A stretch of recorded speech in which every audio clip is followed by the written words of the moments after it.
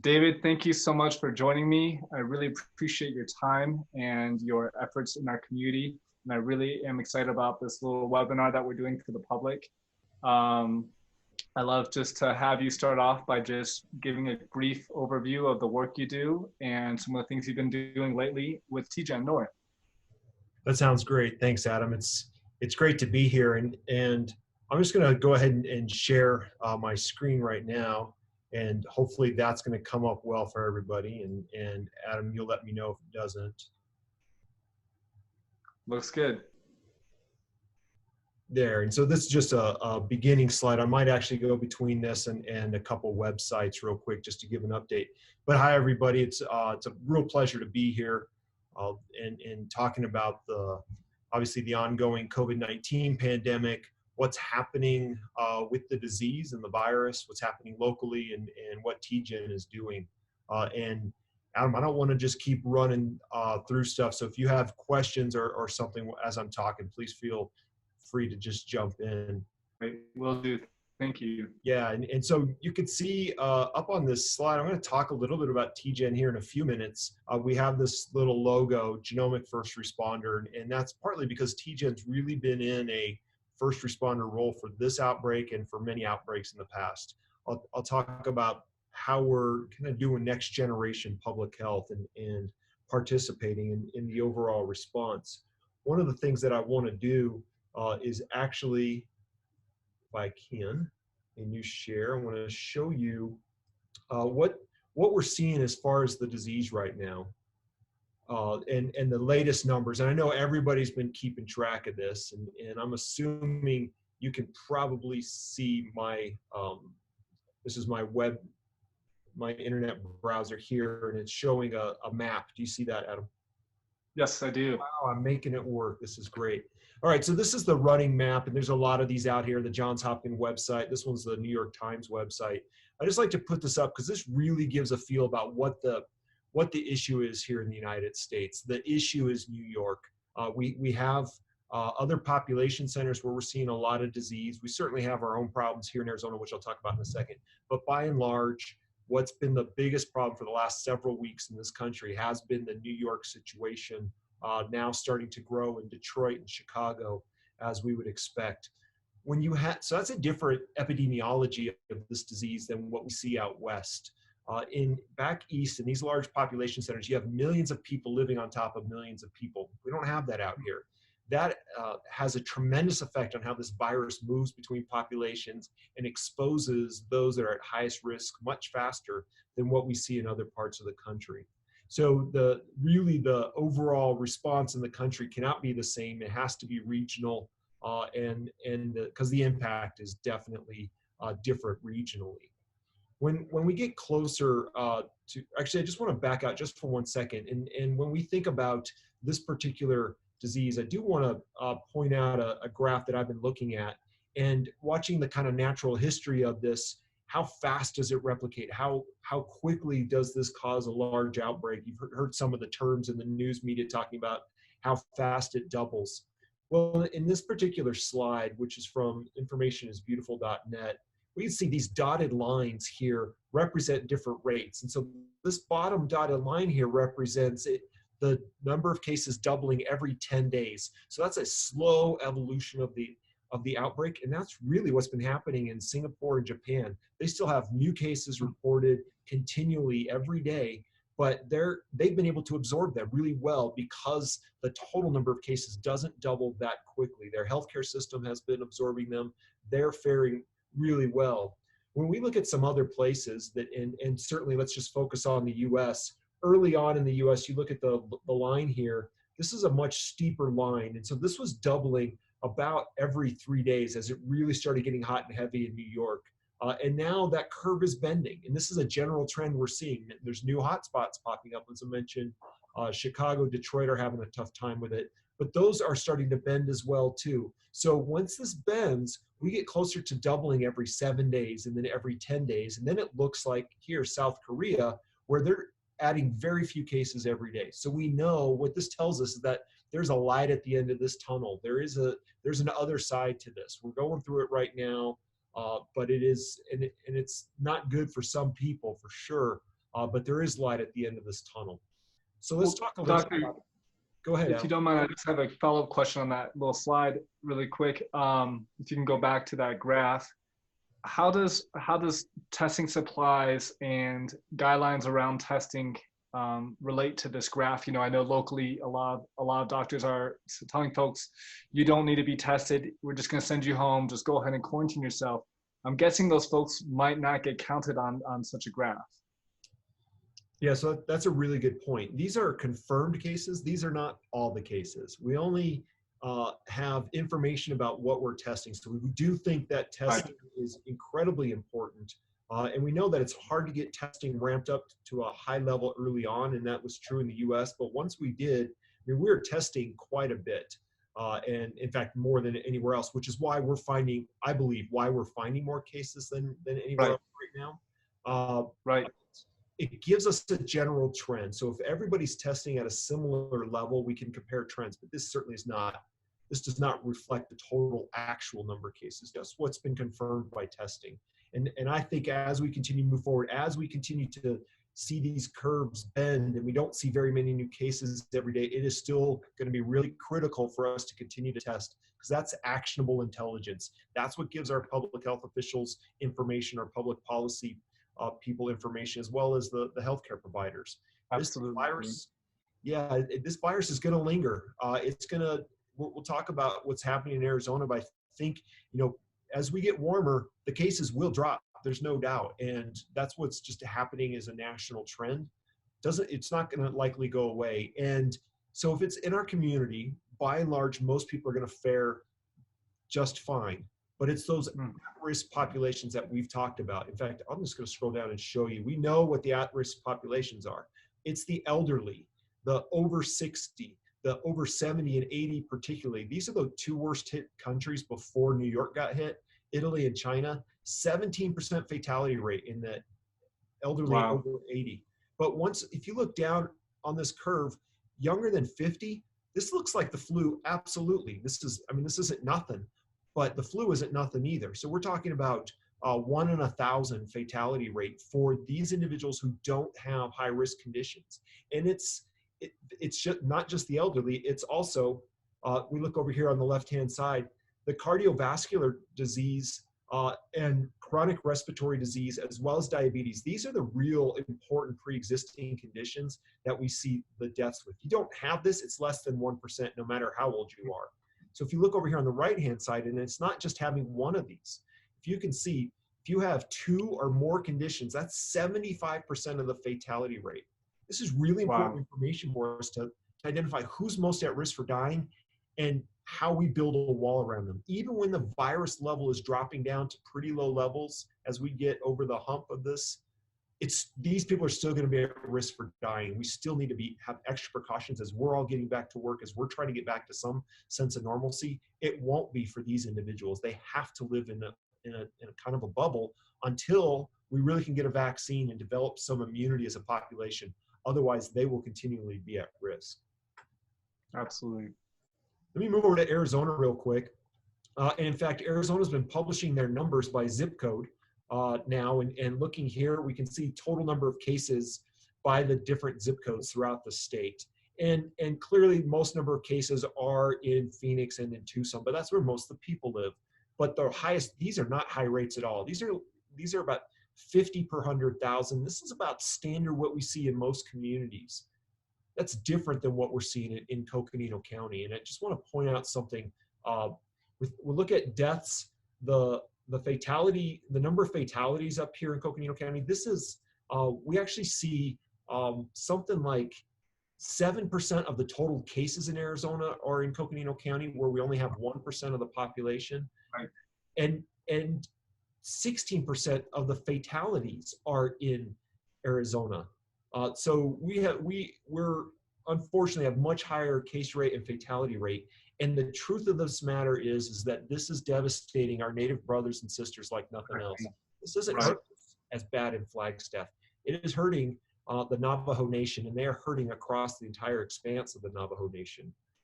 This is what we as public policy, public health officials really need to focus on. We know there's been a lot of emergency response there, But even as we get over this hump, and if you look at this is the curve of the number of deaths. We know it lags behind the number of cases, but the number of deaths is dropping. What we're going to likely see is these spikes occurring in very specific populations, those with not great access to healthcare, with not great health conditions to begin with, and then special populations such as housed populations, long-term care facilities, shelters, prisons. This is where we're going to see the highest number of cases and deaths, unfortunately, as we move out of the initial peak of cases.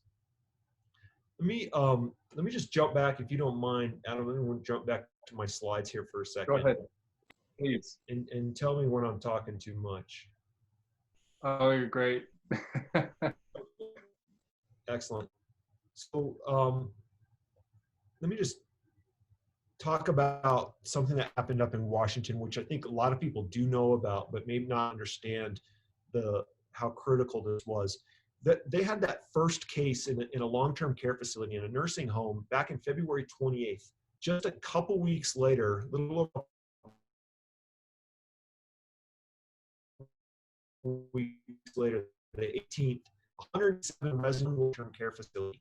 And if you look at this, the number of residents, that was the majority of the cases, 38% fatality rate. Over a third of the residents that got infected died. Wow.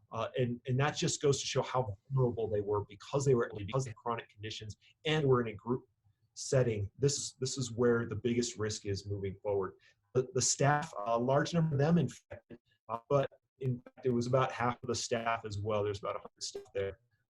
Zero fatality rate, and that's because they weren't elderly and they didn't have these chronic health conditions. Doctor, go ahead.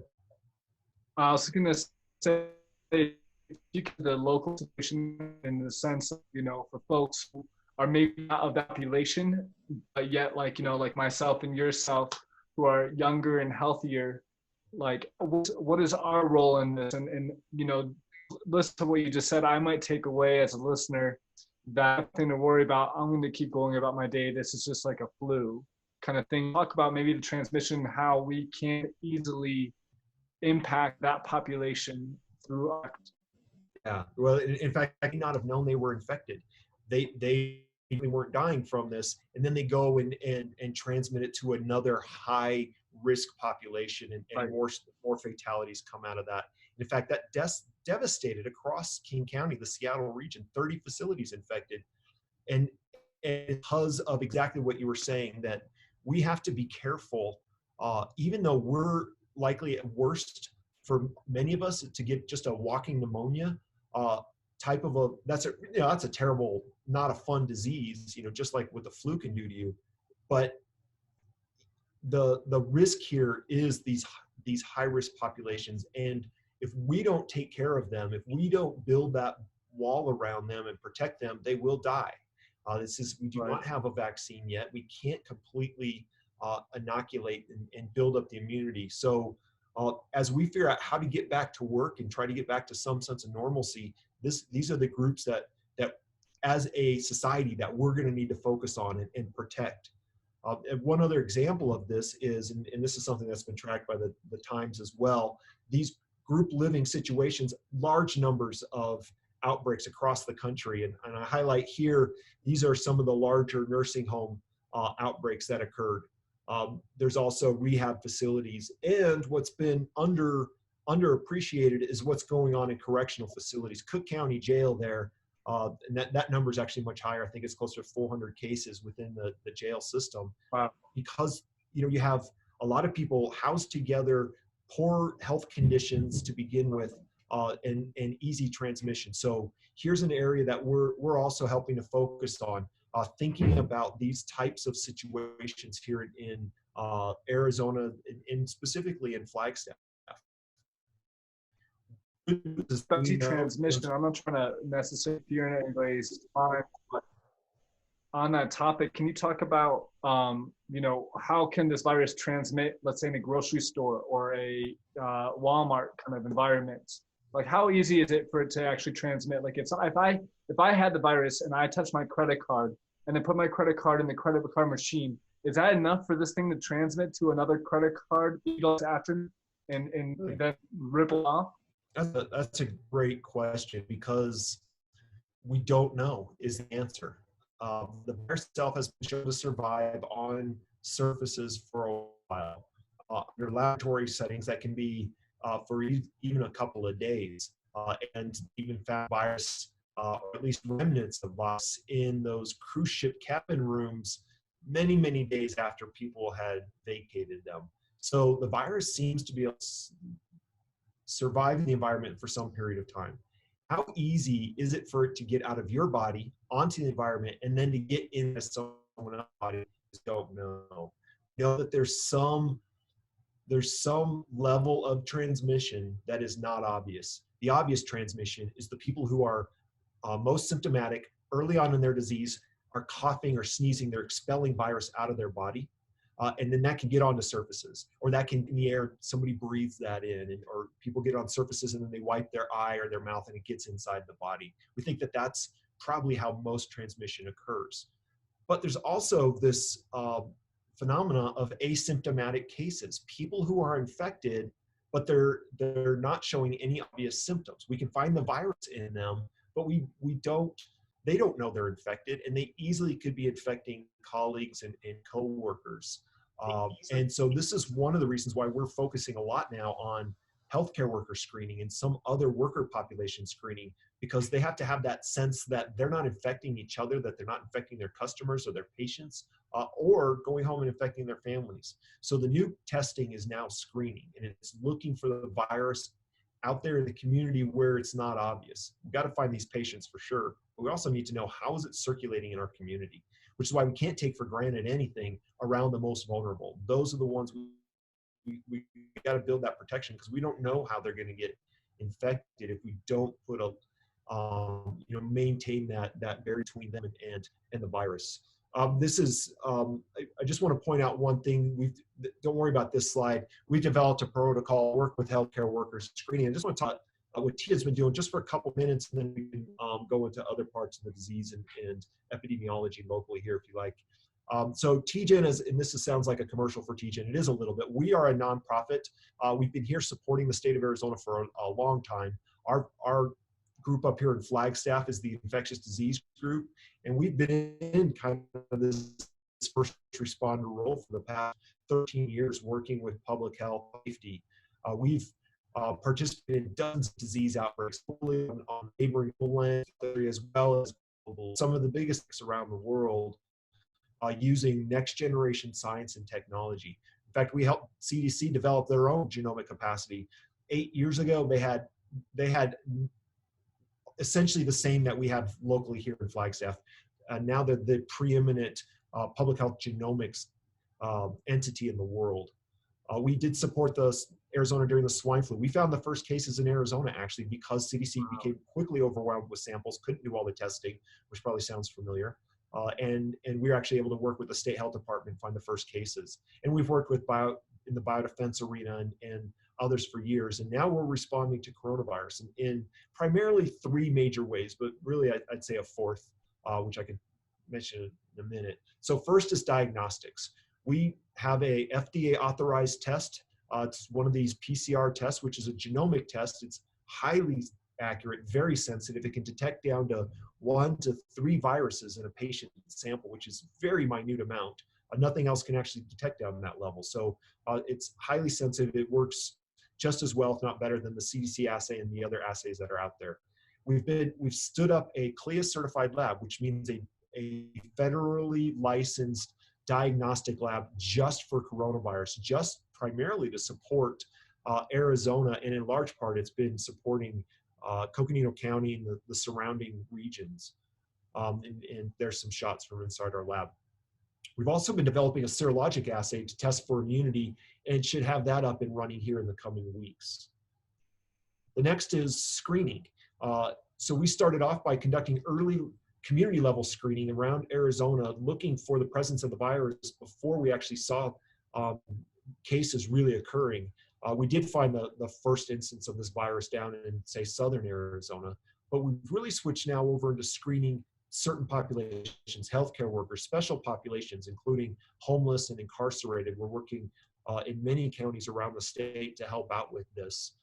And we actually helped with this first community drive-through testing clinic here in Flagstaff over at Fort Collins. In fact, it was the first community one in the state, believe it or not, and have been doing all the testing for that site really ever since. And then there's been the genomic epi site. So our bread and butter is actually sequencing the genetic material. In this case, it's RNA out of the virus. We've been sequencing all the positive samples in Arizona to track these viral strains and build out a family tree, kind of what I call the ancestry.com of the virus. And we can actually see on the left-hand side of the screen here, this is a family tree of looking at everything that's been identified around the globe. And then the branches that are on here that are bold, that are darker, these are all Arizona cases. And so we can look at the Arizona cases and see what strains are circulating, where they're coming from. For instance, all of these Arizona cases are part of this group, which is all out of Washington, that Washington cluster. That fed a large number of the cases that are occurring in Arizona. But these cases here are coming straight out of China. We have multiple different locations. These are coming out of Europe, multiple places, whether it's England or France or other parts of Europe as well. So this type of information, we're going to start trying to get to close to real time so we can give the epidemiologists real-time information about, do we just see one strain circulating in a community? Or are there multiple introductions? And that'll help be able to mitigate, help prevent cases and mitigate the overall effort or the overall amount of disease spreading in our community. And then the last is just pointing out, I mentioned serology. This is going to be important to understand people who got infected and maybe didn't show symptoms, but we'll be able to identify them positively with the antibody test, or people who did get sick but go on to develop antibody, or hopefully at some point getting a vaccine out there and then people develop antibodies as well. So these are kind of the next steps for us. And I only throw this slide up to point out we've had a number of partners. Importantly, here in Flagstaff, the NARBA Institute was first in. They got us dollars to get us going, get the test up and running, and start providing response. But then others like Blue Cross Blue Shield, Flynn Foundation, Virginia Piper, and Garcia Family Foundation with a very large gift. And now recently the Catherine Ivy Foundation to help us really get going with serology. So we are operating primarily on the gifts of others that really want to see this type of capability in Arizona. We're not charging insurance companies for our tests or those kind of things. We are working with partners around the state, but mostly it's because we have great foundations and other nonprofits in this state that have really helped us stand up and provide this service. So with that, I'll turn it back to you, Adam, for questions that you may have or your comments. Absolutely. And maybe if you don't mind to end the screen share, I think it's taken up a little bit of the bandwidth. But my next question for you is, and we're going to open this up to the public. We have quite a few people tuning in. So if you do have comments, feel free to comment them on this video. But I did want to ask you, Dave, Doctor, in the weeks to come, we're predicting in the next 2 to 3 weeks to see the peak here in Arizona. What can we expect from your lens? What are you thinking? What are you thinking about when considering the peak in the next couple weeks? Yeah, so we have been really kind of tracking the different epidemiologic models and trying to understand when we might see a peak. And really, it's just going to feel more like a plateau. We're going to be at some level here for the next couple of weeks. We may be there already, and then maintaining this number of cases that we're seeing on a regular basis for several more weeks. But the case numbers are going to really drop off for the state because it is warming up down in the valley starting this week. And that really does help kind of vanquish the virus in the general community. Doesn't make it completely go away, and it'll survive and move through cracks and unfortunately cause outbreaks here and there. Flagstaff will lag a little bit behind that most likely, and the northern region. Hopefully we can get a handle on what's happening on the Navajo Nation, as well as try to prevent similar situations on some of our other tribal communities. I think what we got to do, though, is be careful. Two things. One, we do have to get back to some sense of normalcy. People have to get back to work. We've got to get this thing chugging again. But we can't. We got to know that we got to protect those that need protecting, as I mentioned. And we can't develop a sense of complacency when going back to normalcy. We got to know that this virus is out there. It is deadly to those people that are at risk, and therefore it's on us to help protect them. We've got to keep testing. We got to maintain this high level of information so we know where it is, where it's moving. And that's not self-serving to us. We're trying to provide that service, but it's mostly self-serving for the Arizona public, because we do need to know what's happening around us. And so we're going to argue and continue to argue that we got to keep this level of response up as people try to get back into some regular routine of their lives. And then we don't know. The summer's going to come and go, and as it starts to cool down, that's when we see respiratory viruses start to pop up again, and that this most likely will pop up again and give us a second wave. Now, here's my fear. My fear is that second wave is going to come harder than the first wave, and that's going to be because the virus is already here. It's already among us, and it's just going to be ready for when the time is right to start spreading again. We really have to be on the lookout for that, and maybe we're going to have some targeted measures to increase social distancing or the stay at home again in the fall, where it seems to be the worst and where populations are most vulnerable. And then hopefully, things are moving at the speed of light right now, and even in science and technology. Hopefully we got something with a vaccine by the end of the year, maybe the first of the beginning of the next year, that we can start to roll out.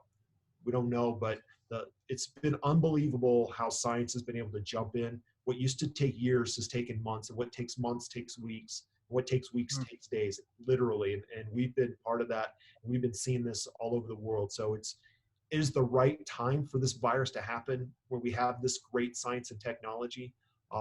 Unfortunately, it's still devastating to a lot. Talk a little bit more about what folks should be expecting in the next couple of weeks in terms of readiness and what they should be doing to best minimize that spread and minimize that peak here in Arizona. I know you mentioned that it is going to be heating up, and that can help kill the virus off. But at the same time, we're going to continue to see an increase of, people needing to go to utilize hospital beds, and, with the shortage of PPEs and other materials and ventilators. What can folks do to really help us get through this next 2 to 3 weeks? Yeah, as I was kind of hitting at, I think 3 words: don't be complacent. This thing is not, even as it feels like it's maybe going away. And because we have not been highly affected in this community, other than our healthcare system has been really affected because we've been helping out with our neighbors. The supply chains are actually opening up, and creatively. We've got great groups like Gore here locally and others 3D printing things such as masks or swabs. And that's happening all over the country. And so that sense of American spirit is totally out. Asking for a family that has someone in the house that either has symptoms or actually does have the virus, what are some good methods that they can practice so that that virus doesn't spread to the entire household? Yeah, so if you have somebody in your household, you really should assume that it has spread.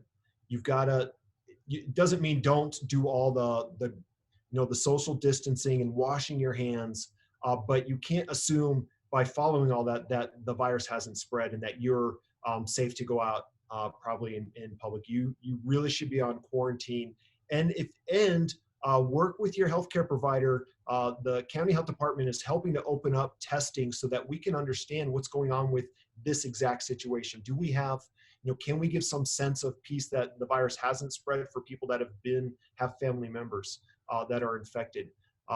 So still follow all those guidelines. Do not go out in public if you've had close contact with somebody who's infected. You definitely should be on quarantine and talking with your healthcare provider, and we'll help however we can. But the testing capability is there, and so hopefully we can get those individuals tested, and then hopefully be able to keep them safe as well. If you live in a household with somebody who's at high risk, this is also really important. It is completely incumbent upon you to not bring that virus into the household. You're the first line. You're the first line of defense around your family member, and so you're going to have to take extra precautions. And when you're in the house, practice that social distancing. You've got to refrain from the hugs and the kisses and all of that. And maybe you've got a good isolation room or something in the house. You bring food in and all of that. This is serious for them, and you got to take that seriously. Absolutely. And I'm going to do a quick screen share with our guests and yourself just to show you something as well. So with Flagstaff Resources, for folks who aren't familiar, it's a great resource hub website for community resources, and it's all listed by program versus by agency, so you can really dive into this and really find what it is you need most effectively and efficiently here in Flagstaff. But the thing I wanted to show you the most was just, if you go to these filters and you click on health, we did put out a filter for COVID-19, and for someone who is looking for resources about food, utility, rental assistance, you have a bunch of resources right here in town focused around COVID-19, from early shopping for seniors. There's all sorts of supports in here that you can navigate through, you can click on, you can go into the websites. This is from the county. The county has a bunch of great resources right here in town. And I welcome everybody to take a look at that. But we do have a question from the public. ZKB says, to you, Doctor, have you been able to or asked to advise public policy makers, the governor, mayors, etc., about how to best move forward in our state? So yes and no. So early on, we were certainly in communication with, at the highest level of state and federal representatives. And so we've been able to provide information about what we can do with the science and technology. I've been able to provide information as the former state epidemiologist for Arizona. I used to be in that public policy and public health role. And we've been able to have a voice there, but we're not in the day-to-day discussions. So what is happening at the state and local level, that's certainly, I'm not part of that. But I do think that Arizona has fared pretty well. I think we have missed the mark in protecting some of the most vulnerable, especially with our what happened on the Navajo Nation. I think with some other tribal communities, I think we can do a lot better. But by and large, Arizona's fared pretty well compared to everybody else. And then the follow-up question from that individual is, have you mentioned ACGU recently formed?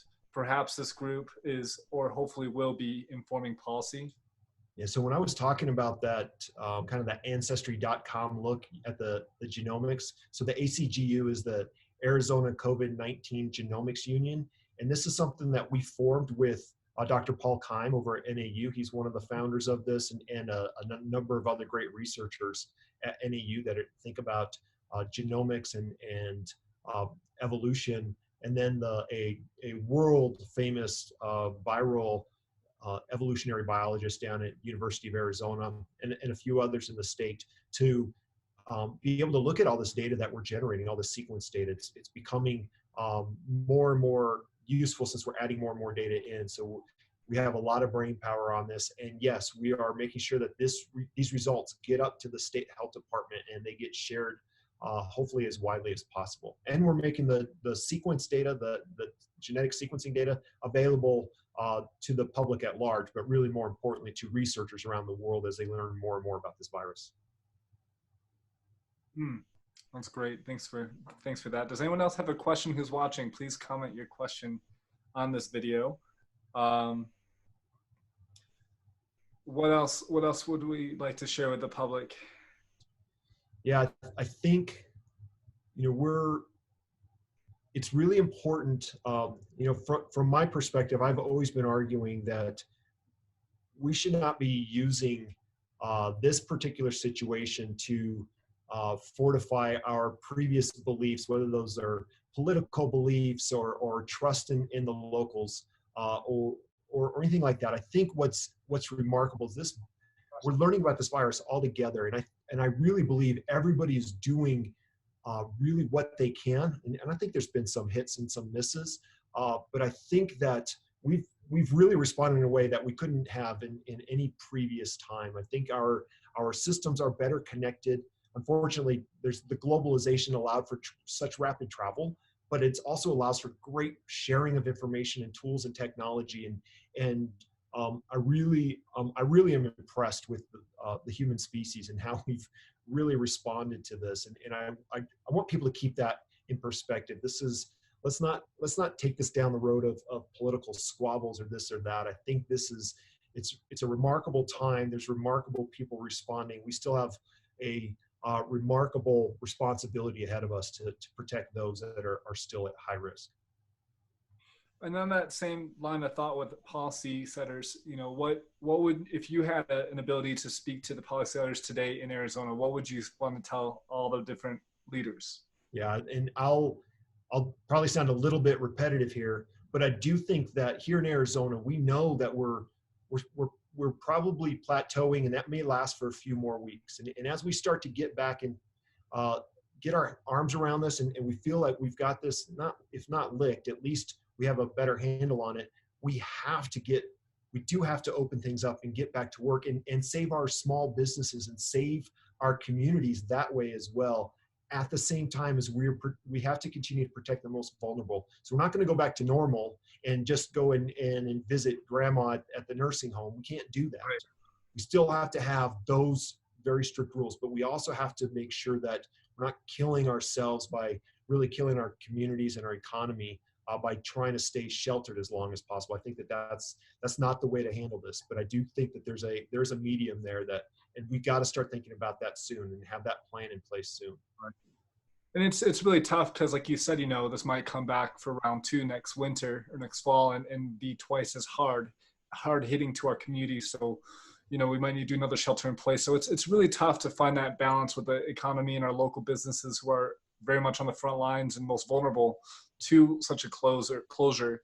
And the way I look at it personally is that this is going to really hopefully create an opportunity for us to reinvent and recreate ourselves and how we engage, you know, and how we support each other moving forward. There are a couple of questions for you. Anna Marie says that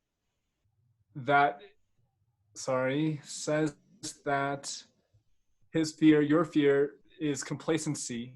What can we do to help change minds to those that are complacent or believe that this virus isn't that bad? You know, I kind of remember back after we finally figured out what was happening with HIV and AIDS and understood the at-risk populations and understand how to protect, how to help them protect themselves and protect ourselves. We maintained a very high level of vigilance for a long time. That's what we need to do. We need to make sure that we understand this virus is among us. It will be among us for a while. And even though we can't see it, and even though the case numbers are dropping off, they're not showing it, it's still there. And unfortunately, what's going to continue to remind people is when we have these little outbreaks or awful outbreaks, say like in a nursing facility or in a shelter. But we gotta take heed and make sure that we're reminding each other that it's still important, and we don't become complacent. We still wash our hands constantly. We use hand sanitizer when you're in public. That part, we got to be a lot more hygienic, I think. Thank you. Melissa writes, we have people that wear masks when they go out and those that don't. What can you say to that? Yeah, so the mask wearing masks in public was controversial in that, one, we didn't want the general public using up masks that were really destined for the healthcare system. So that was the first one. But then second was that you would essentially get a sense of complacency that if you're wearing a mask that you're not going to get infected or that you're not going to infect somebody else. People who are sick should not be going out in public with or without a mask. They still need to be home because they're most likely to spread it to others. It's on them to not spread it. And so they shouldn't be going out. If you're not sick, if you're wearing a mask, that may give you some level of protection, but it doesn't give you any protection if you don't follow those other things, such as the social distancing and the hand hygiene. And so I'm somewhere in the middle on that. I don't really want to push the wearing of masks because I do think it gives a false sense of security. If you have somebody coughing next to you and they're expelling virus, it can get through most masks if they're near you, and you can't control if somebody's near you and you can't prevent them from coughing. So you don't know who's infected and who isn't.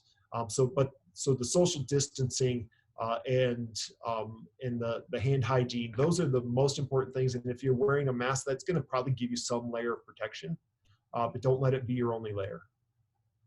Yeah, that's great. Another question, do you think we need to go on a 3-week lockdown to slow the spread of the virus, especially on the Navajo Nation? So what's happening up on the Navajo Nation, I don't really want to give them too many recommendations because I haven't been involved in understanding all of the issues up there. I think that is an area that is, if we had those kind of numbers here in Flagstaff, I would absolutely say yes. We don't have those numbers here in Flagstaff. We don't have that much virus circulating. We do have it. So we got to follow those other precautions. But I think the absolute lockdown is not necessary except in the most extreme circumstances. We can't really be putting ourselves at further risk. We have a number of businesses open. They're providing important resources such as food and other items that has to maintain, and we don't have to open up restaurants right away, but we can't just be shut in for long periods of time. And I would recommend a lockdown except in the most extreme circumstance. Well, Doctor, I want to say thank you so much for your time and being here with us today. I really appreciate it. I know our public and our viewers really appreciate it. For those tuning in, I appreciate you tuning in and engaging with us with your questions. I wish you health and safety and well in the weeks to come. And maybe at some point we'll try to have you back on. Yeah, you bet. Thank you. And best to you and all your family that's on this Facebook. Hopefully we'll get through this. There's no doubt. And let's just be looking out for each other. Thank you. Any closing comments you'd like to share? Words of wisdom? Any hope? Yeah, I mean, I think that as we were discussing, there's light at the end of this tunnel. We're actually starting to see that light now, but it's still going to be on us to be individual leaders in our families, in our neighborhoods, in our communities, doing these things correctly. Don't beat each other up. You guys are all in this together. I think we're doing all right, and I think we'll be good in the end of this. Well, again, thank you so much, and I wish everybody a wonderful day. Thanks, Adam.